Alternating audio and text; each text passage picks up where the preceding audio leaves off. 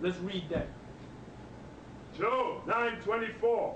The earth is given into the hand of the wicked. The wicked is the so-called European man, Cain, Edom, Esau. Read on. He covereth the faces of the judges thereof. The judges, the true judges are the Israelites. Now he's playing the part of the judges. I'm going to hit you with something.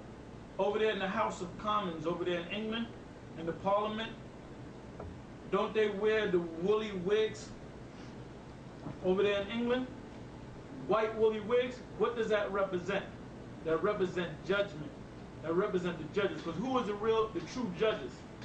The Israelites. And what kind of hair did they have? Woolly hair. And wisdom was based on your age. So when you became old, your hair would turn white, right? So what does that represent when the so-called white man put them wigs on? Them woolly white wigs? That represent, because they got doggy stringy hair. Them woolly white wigs that they put on represent that they the judges now. But the real judges were the Israelites. To show you that, who is the supreme judge of judges? The Most High. So what kind of hair did he have? Did not he have white woolly hair? Did not Christ have white woolly hair? Let's get that. Daniel 7 and 9. That's why Christ had white woolly hair. White woolly hair represent what? Represent that he was a black, so-called black man. But he was 33 years old. How does his hair get white, or what you call gray? Through variation over his people and variation through the things he had to deal with. Also, white hair represent what? Wisdom, knowledge, understanding, and judgment. That's why the white man over there in England is wearing these woolly wigs. These white woolly wigs. Playing the parts of judges. That's why I said in Job 9:24, he covereth the faces of the judges thereof. We the real judges. Israel's supposed to be judging the earth.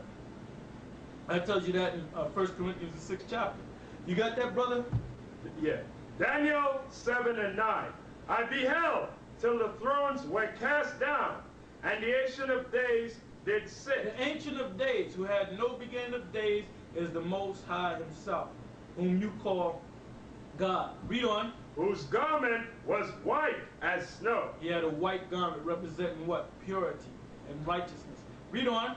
And the hair of his head was like the pure wool. And the hair of his head was like the what? The pure wool. The true judge of the Most High. The true judge is the Most High, rather. Now, let's go from there. Let's go back to the book of Habakkuk. Habakkuk 2 and read the 4th verse again. You was reading that, brother? Right. All right, read. Behold, his soul which is lifted up is not upright in him. Right, his whole soul which is lifted up is not upright. He does not have an upright spirit, a righteous spirit. Job 9:24, read that again. Job 9:24. The earth is given into the hand of the wicked. That's the so-called European man. Does not he rule the earth? Anywhere you go on the planet Earth, what system are they under? Democracy. If not democracy, communism. These systems were set up by who? Created by who? The so-called white man. Read on. He covereth the faces of the judges thereof. Right, the judges, true judges are Israel. Read on. If not, where and who is he? If the so-called European man, the white man, is not the wicked, then where and who is he? Where and who is he? If he's not the wicked. Now, we're going to go into Genesis 25. I would like you to go to Genesis 25 so we can break this down for you about Jacob and Esau. And we're going to show you that Esau is a so-called European man, the Edomites. And we're going to show you that where he dwells is the borders of wickedness. That's found in the book of Malachi, the 1st chapter. I would like you to go to Genesis 25 and 19. And we're going to come back to Genesis, the 4th chapter, because this all links up together. Like, as I said, this book is like a puzzle. You got to put the pieces together. So you might have to jump to the New Testament, back to the Old Testament, back to one of the books of the prophets, back to the book of the law, Revelations, all throughout the book. You got that, brother? Yeah. Read. Genesis 25:19. And these are the generations of Isaac, Abraham's son. Now, let me show you the sign right here. The generations of Isaac Abraham's son. Isaac was the second-born son to Abraham. And the chosen line came through what? Abraham and Isaac. Then later came down into Jacob. So we're giving you the origins of the so-called European man. Read on. Abraham begat Isaac. And Isaac was 40 years old when he took Rebekah to wife, the daughter of Bethuel, the Syrian of Pan the Aram. Right, go ahead. The sister to Laban, the Syrian. Now, let me say this about Syria. These people were not actually Syrian. They were living up in the area of Syria. They were Hebrews. They were always relatives that came out of the line of Abraham's people. So they married among their cousins and so forth back there, because we was a family back then. We wasn't no big nation as yet. So we was marrying among ourselves, and the Most High allowed it at that time. Read on. And Isaac entreated the Lord for his wife, because she was barren. Right, she was barren. She couldn't give birth. Go ahead. Or couldn't conceive. Go ahead. And the Lord was entreated of him, and Rebekah his wife conceived. And Rebekah, because Isaac went to the Lord to ask that the Lord would open the womb of his wife.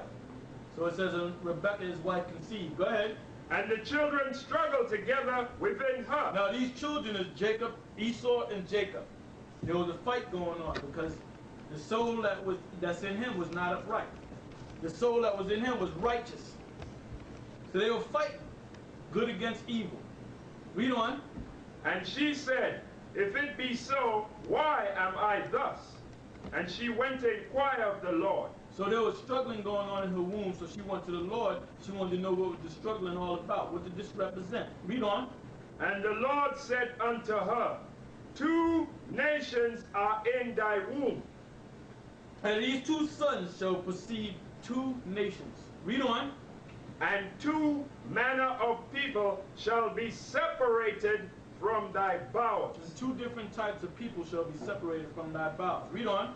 And the one people shall be stronger than the other people. And it was not the so-called Negro stronger physically, mentally, and spiritually than the so-called European man. Jacob was stronger than Esau. Read on. And the elder shall serve the younger. Now, during the time of King David, King Solomon, the elder did serve the younger. But now he's getting ready to serve us again. The so-called European man, Esau, Edom, they're going to serve us again. Read on. And when her days to be delivered were fulfilled, behold, there were twins in her womb. And the first came out red all over like an hairy garment. And they called his name Esau. Right. This is talking about the white man, because the so-called white man is not white. He's really red. That's why down south they call him redneck cracker. When you smack the damn cracker, the white man, he gets redder. When he gets mad, he gets red. Cold, he gets redder. And look at him in general. He's a red man. When he tries to get a tan, what happens? He burns his skin and he looks red, even redder. Read on. And after that came his brother out, and his hand took hold on Esau's heel. That represent what? That's symbolic, representing that Jacob is going to pull Esau down. Esau is being pulled down. Now, jump from there, go to the book of the 30th verse. Genesis 25, 30. And Esau said to Jacob, feed me, I pray thee, with that same red pottage, for I am faint. Therefore was his name called Edom. Right, Edom, that's another name. The first name that he was given was Esau, which means what? Wasted away is he. Meaning he had a lack of pigment and melanin in his skin. That's why the so-called white man looks the way he does, red. His other name that was given to him was what? Esau was his first name, wasted away as he. His other name, Edom, means red. Both of these words are from the Hebrew. Edom means red, because that's what color he was.